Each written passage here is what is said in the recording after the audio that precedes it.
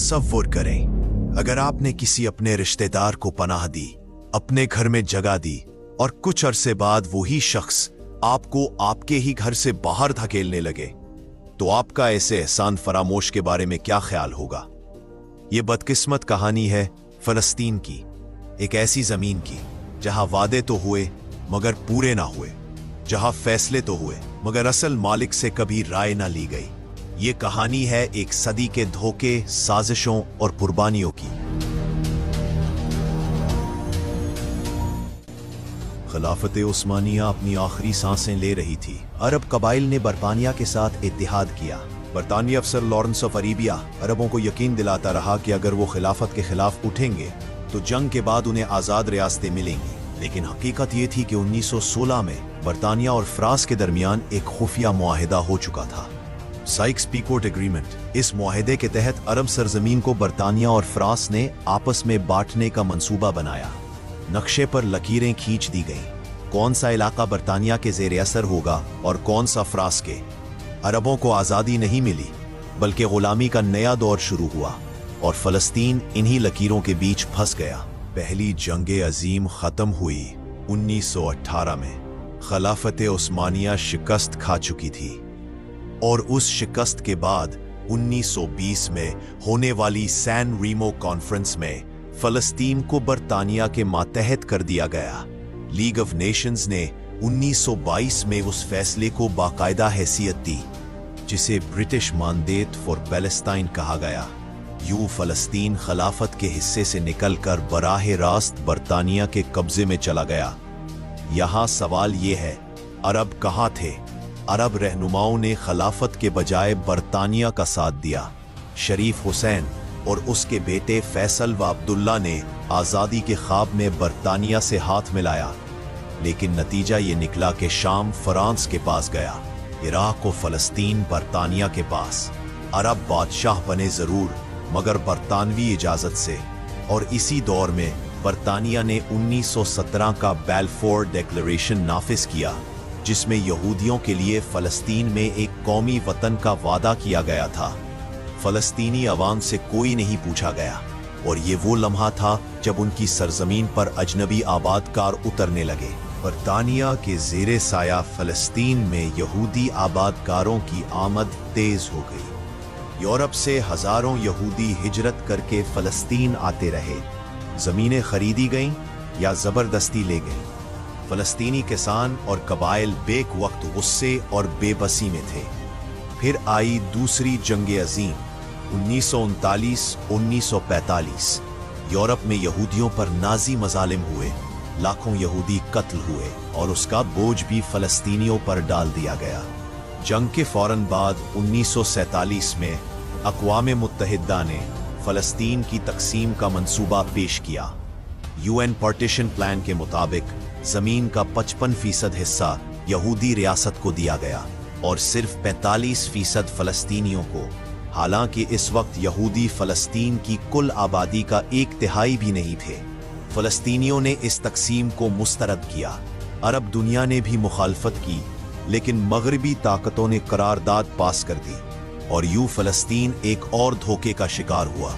1948 अक़वाम मुत्तहिदा की तकसीम के 1 साल बाद यहूदी क़यादत ने इसराइल के क़याम का ऐलान कर दिया।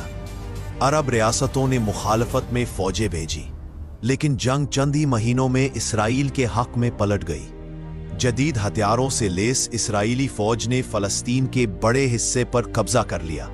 इस जंग को फलस्तीनी अवाम निकबत यानी तबाही कहते हैं। तकरीबन 7 लाख फलस्तीनी अपने ही घरों से बेदखल हुए। सैकड़ों देहात सफ़े हस्ती से मिटा दिए गए और लाखों लोग उर्दन, लुबनान और शाम के कैंपों में पनाह गजीन बन गए। लेकिन कहानी यहीं ख़त्म नहीं हुई। 1967 में एक और जंग हुई जिसे 6 रोज़ा जंग कहा जाता है। इसराइल ने मगरबी किनारे गज़ा, गोलान और मशरक़ी यरूशलम पर कब्जा कर लिया। ये वही सरजमीन थी जिसे अक़वाम मुत्तहिदा की करारदादों में फ़लस्तीनी रियासत के लिए मखसूस किया गया था। 6 रोज़ा जंग में इसराइल ने मशरक़ी यरूशलम, मगरबी किनारा और गज़ा पर कब्जा कर लिया। इसके बाद अक़वाम मुत्तहिदा ने करारदाद 242 मंजूर की जिसमें कहा गया कि इसराइल कब्जा की गई जमीन छोड़ दे और फलस्तीनी अवाम को अपनी रियासत का हक मिले। मिस्र और उर्दुन ने इस करारदाद को कबूल किया। फलस्तीनी अवाम की नुमाइंदा तंजीम PLO, पैलेस्टाइन लिबरेशन ऑर्गेनाइजेशन, उस वक्त यासिर अरफात की क़यादत में थी। इब्तदा में उन्होंने करारदाद 242 को तस्लीम नहीं किया और मुसल्लह जिद्दोजहद जारी रखी, लेकिन 1988 में यासिर अरफात ने बाज़ाब्ता तौर पर करारदाद 242 को बुनियाद बनाकर 2 रियासती हल कबूल कर लिया। बाद में उन्हीं की क़यादत में फ़लस्तीनी अथॉरिटी बनी, जिसके बाद महमूद अब्बास अबू माज़िन ने भी इसी मौक़िफ़ को जारी रखा। पाकिस्तान समेत बेशतर मुस्लिम ममालिक ने हमेशा उसूली तौर पर यही कहा कि फ़लस्तीन की सरहदें 1967 से पहले वाली पोजीशन पर बहाल होनी चाहिए, मगर इसराइल ने करारदाद पर अमल करने से इनकार किया और ताकतवर मुल्कों ने सिर्फ कागजी बयानात दिए। 1967 के बाद इसराइल ने ताकत के बेदरीग इस्तेमाल का आगाज किया। फलस्तीनी अवाम पर फौजी कब्जा, घरों की मसमारी, औरतों और बच्चों पर पाबंदियां और गजा को खुले जेल में बदल देना, ये सब रोजमर्रा का मामूल बना दिया गया। उन्हीं हालात में फलस्तीनी अवाम ने अपनी मज़ाहमती तहरीकें खड़ी की। उन्हीं में से एक तंजीम थी हमास, जो काबिज ताकत के खिलाफ जद्दोजहद की अलामत बन गई, मगर जवाब में इसराइल ने अपनी पूरी ताकत झोंक दी। बमबारी, नहत्ते शहरियों की शहादतें, अस्पताल और स्कूल तबाह। दुनिया ने ये सब अपनी आंखों से देखा। इंसानी हकूक की तंजीमों ने चीख कर कहा, ये जंगी जराइम है। दुनिया भर में अवाम ने मुजाहरे किए और बैनुल अक़वामी मीडिया पर इसराइल की बर्बरियत को शदीद अल्फाज में मजम्मत मिली, लेकिन ताकतवर मुमालिक खामोश तमाशाई बने रहे। फिर 2020 में अमरीका ने मशरिक़ वुस्ता की सियासत में एक नया बाब खोला। इसने इसराइल और चंद अरब ममालिक के दरमियान ताल्लुकात कायम करवाने का मंसूबा बनाया। ये मुआहदे कहलाए इब्राहिम अकॉर्ड्स। कहा गया कि ये अमन के मुआहदे हैं।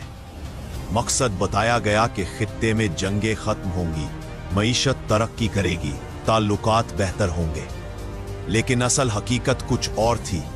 ये मुआहदे बराह रास्त फलस्तीनी अवाम को नजरअंदाज करके किए गए।